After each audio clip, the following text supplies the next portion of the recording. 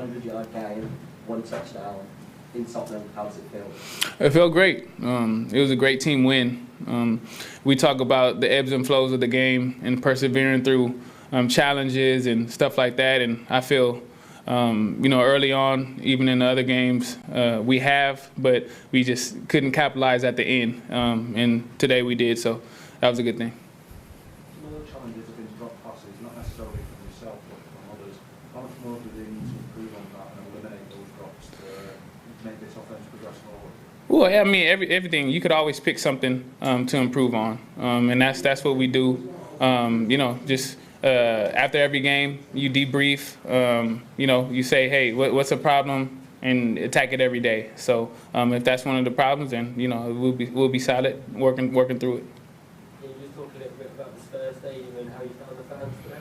Oh, I loved it. It was electric. Right when we went out there, even for warm-ups, everybody's out there in their seats. And I know how it goes in Europe. So I've been, to many soccer games, and everybody's always electric and on their feet. So it was a great experience to play here and to have some success and get a win here. So, yeah.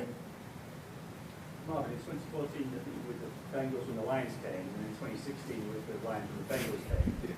So how good to get over your back behind you and put a performance like that? Yes, every team that I've been on, I left, and the next year they went. So it was I was excited to get out here, tour the city and all that stuff.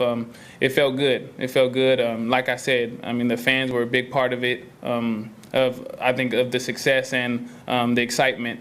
But it felt good to come over here and gain some UK fans.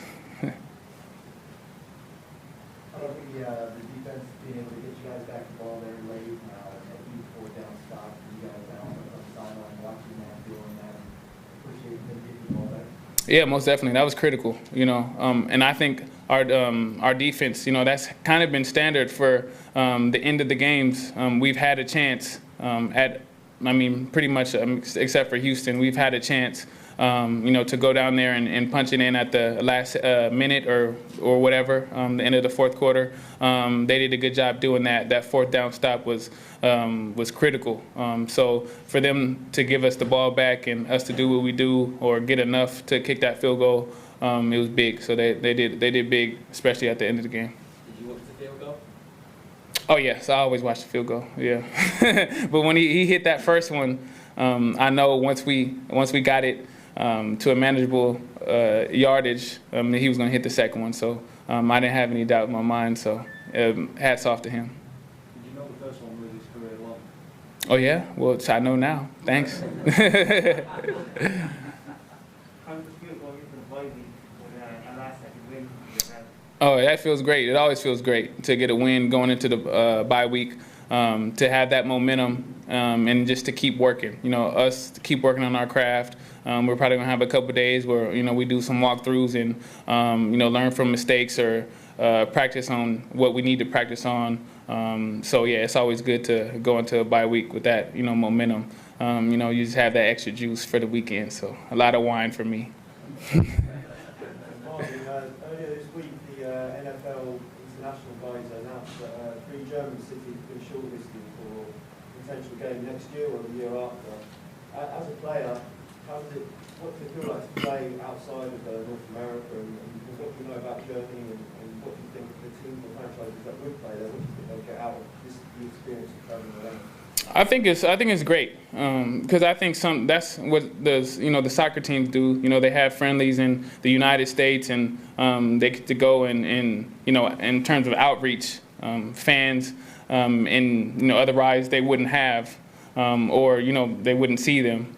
But I think it's amazing. So maybe I need to learn some German and go out there and get some German fans. But I think it's a good thing that they're doing.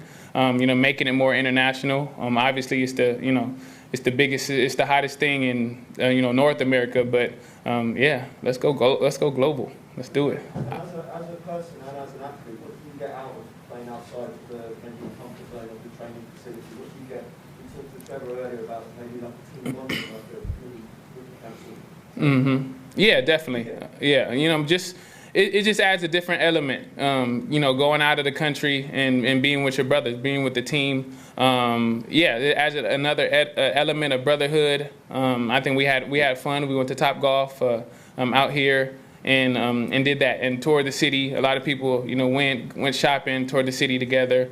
You know, ate dinner. When you do that outside of the country, I think, you know, the food always tastes a little bit better. You know, just because you're out of, you know, your comfort zone, and you know, I love it. So yeah, it's good. It's good for us to do that. You were part of a handful of free agents that came in this summer. You've got quite a young team around you. What kind of role do you guys play, being experienced in other franchises into this one with a new head coach, a new rookie quarterback? Like what are you guys leading you and Griffin on the defense, and are you kind of showing them the way? Yeah, definitely showing them the way. Obviously, you know, this is my 10th season, you know, and I've been around the block. You know, I've played a lot of games, and we do have a young team. So it's up to us to, you know, bridge that gap between rookie and vet. You know, the sooner you do that, you know, the better the team, you know, better the cohesion is, and the better we do. So that's all our job. It's just to, you know, tell them, you know, our experiences and going from there. Marvin, you said you're a football fan. Who do you support? What games do you like to watch?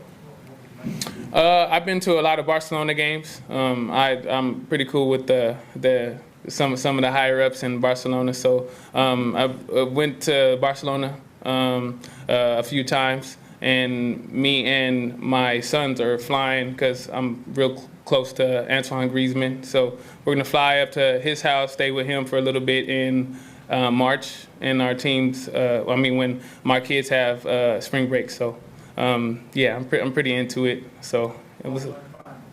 Oh yeah. That's where I learned Spanish in Spain. So I went to Barcelona and met everybody there, and, you know, built a good relationship with them. So it's all good. Yeah. Anything else? Thanks, Marvin. Cheers.